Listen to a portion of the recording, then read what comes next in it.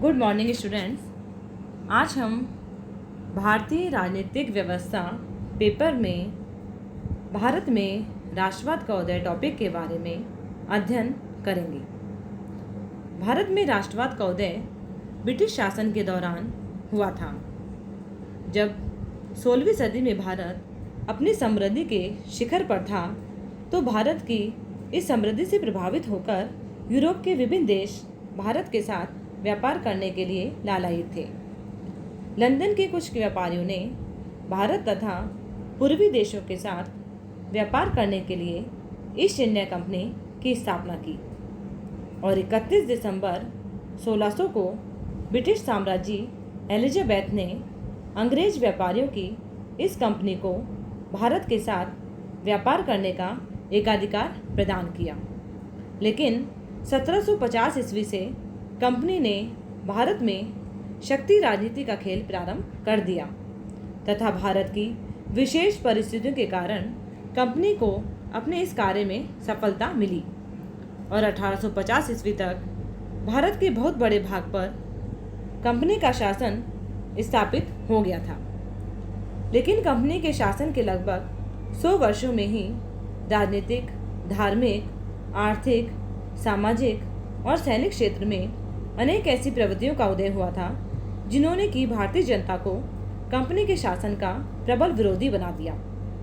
इन परिस्थितियों ने 1857 में जिस स्वतंत्रता संग्राम को जन्म दिया उसका प्रसार तेजी से हुआ, लेकिन परिणाम आशा के अनुकूल नहीं हुए थे, क्योंकि आधुनिक शस्त्र सामग्री का अभाव था, आर्थिक साधनों का अभाव, क्रांतिकारियों की सेना में एक बद्धा और संगठन का अभाव था तथा अनेक भारतीय शासकों तथा वर्गों के असहयोग आदि कारणों ने स्वतंत्रता संग्राम को असफल कर दिया था।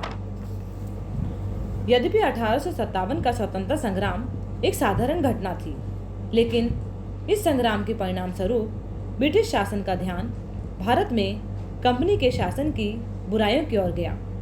परिणाम स्वरूप नवंबर 1858 ईस्वी में सत्ता हस्तांतरण और भारत के क्षेत्र शासन हेतु कानून के आधार पर ब्रिटिश शासन ने भारत में कंपनी के शासन का अंत कर भारतीय शासन अपने हाथ में ले लिया। लेकिन सत्ता के इस हस्तांतरण से भारतीय जनता के कष्टों और उनकी विदेशी शासन विरोधी भावनाओं में कोई कमी नहीं हुई थी और इन्हीं भावनाओं ने कालांतर में जाकर भारत में राष्ट्रीय आंदोलन को जन्म दिया।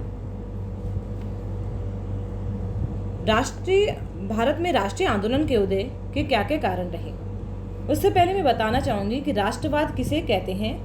राष्ट्रवाद राष्ट्रीयता की भावना का वह रूप है जिसमें राष्ट्र प्रेम की अभिव्यक्ति होती है। तो भारत का राष्ट्रीय आंदोलन सामाजिक, आर्थिक, राजनीतिक विभिन्न शक्तियों के संयोग का परिणाम था। इनमें से कुछ महत्वपूर्ण कारणों और तत्वों की विवेचना इस प्रकार की जा सकती है। पहला है 1857 का विद्रोह। 1857 के विद्रोह की समाप्ति पर कंपनी के शासन के स्थान पर भारत में क्राउन की राजनीतिक सत्ता की स्थापना हुई। इस आंदोलन को दबाने के लिए अंग्रेजों द्वारा किए गए अत्याचारों से विदेशी शासकों का चरित्र उजागर हुआ और ये राष्ट्रवाद के उदय के लिए प्रेरणा इससे प्राप्त हुई थी। दूसरा जो इसका कारण है वह है सामाजिक एवं धार्मिक सुधार आंदोलन। भारत में राष्ट्रवाद के उदय में ब्रह्म समाज, आर्य समाज, रामकृष्ण मिशन और थियोसॉफिकल सोसाइटी का नाम प्रमुख है। राजा राममोहन राय को पुनः जागरण का अग्रदूत कहा जा सकता है। भारत में धर्म और समाज सुधार कार्य को प्रोत्साहित करने के लिए 1828 ईस्वी में ब्रह्म समाज की स्थापना की। उन्होंने कुप्रथाओं के विरुद्ध आवाज उठाते हुए भारतीयों को संकीर्ण दृष्टिकोण से ऊपर उठाकर राष्ट्रीयता की भावना के आधार पर आपसी सहयोग स्थापित करने का संदेश दिया था।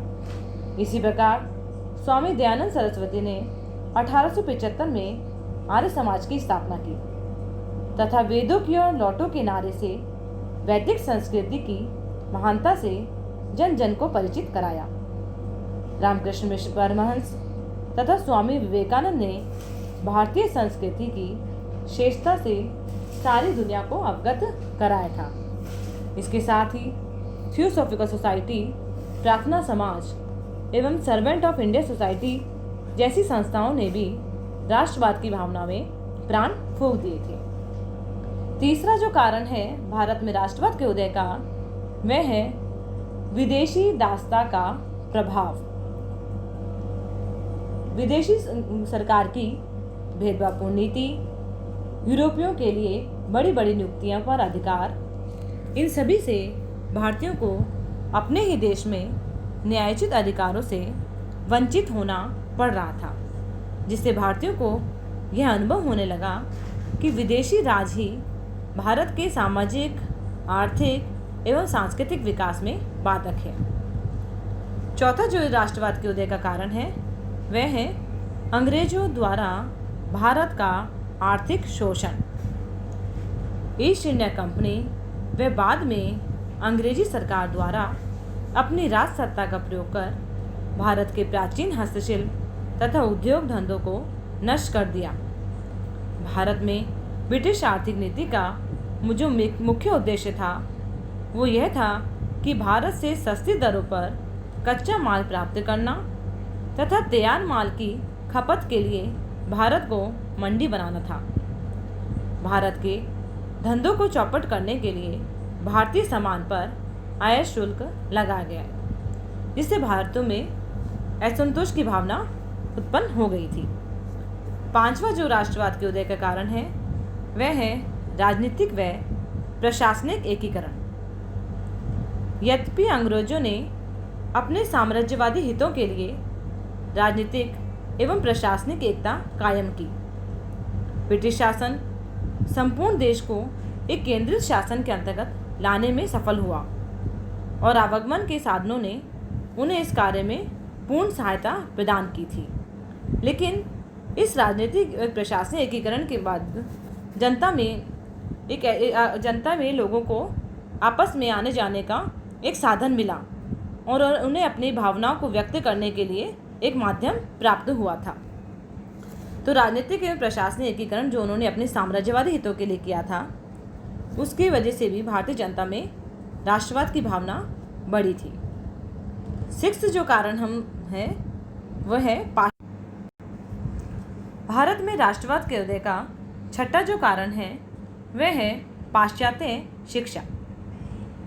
भारत में ब्रिटिश शासन द्वारा पाश्चात्य शिक्षा प्रारंभ की गई, जो उसका उद्देश्य यह था कि भारतीय सभ्यता और संस्कृति का पूर्ण रूप से लोप हो जाए और एक ऐसे वर्ग का निर्माण हो जो रक्त और वर्ण से तो भारतीय हो, किंतु उसकी रुचि, विचार, शब्द, बुद्धि से वो अंग्रेज हो।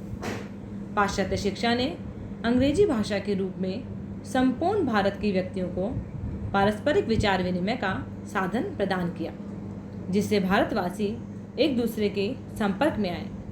इससे भारतीयों को एक मंच पर आने, सामान्य समस्याओं पर विचार करने का मार्ग प्रशस्त किया था। नेक्स्ट जो कारण है भारत में राष्ट्रवाद के उदय का, वह है जातीय भेद की नीति। अंग्रेजों द्वारा श्वेत जाति की श्रेष्ठता का विचार भारतीयों के रंग, भाषा, धर्म एवं सामाजिक रीति रिवाजों की उपेक्षा तथा सार्वजनिक जीवन में बार बार तिरस्कार भारतीयों के लिए असहनीय था। आठवां जो राष्ट्रवाद के उदय का कारण है, वह है भारतीय समाचार पत्र एवं साहित्य। पाश्चात्य शिक्षा के प्रभाव से देश में प्रेस का विकास हुआ। अमृत बाजार पत्रिका, संवाद कौमुदी, केसरी, मराठा जैसे समाचार पत्रों ने अंग्रेजों के कुशासन को उजागर करने के साथ साथ राष्ट्रीय आंदोलन में नए रक्त का संचार किया था।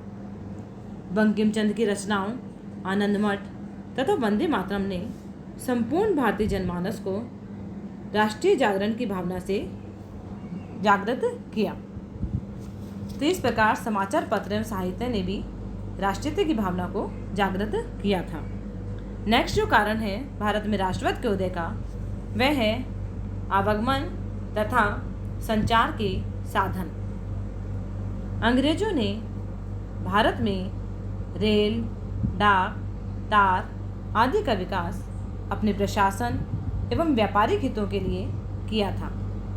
इन साधनों के माध्यम से ब्रिटिश शासन का प्रशासनिक एवं सैनिक नियंत्रण मजबूत होता गया, किंतु इसके द्वारा संपूर्ण देश के विविध क्षेत्रों के भारतीयों को आपस में मेलजोल का अवसर भी मिला। इस प्रकार परिवहन के साधनों द्वारा भौगोलिक बाधाएं समाप्त हो गई तथा विशाल भारतीय जनता में राष्ट्रीय एकता और चेतना उत्पन्न हो गई थी। नेक्स्ट जो इसका कारण है वह है ऐतिहासिक अनुसंधान। कारण है नेक्स्ट कारण भारत में राष्ट्रवाद के उदय का है ऐतिहासिक अनुसंधान। अनेक विदेशी विद्वानों जैसे sir William Jones, Keith, Max Muller आदि ने प्राचीन भारत के इतिहास का शोध कर भारत की समृद्ध सांस्कृतिक परंपरा का गुणगान किया। इन अध्ययनों से भारतीयों के मन में अपनी सभ्यता और संस्कृति के प्रति गौरव का भाव जागृत हुआ था। जो कारण है भारतीयों का विदेश गमन।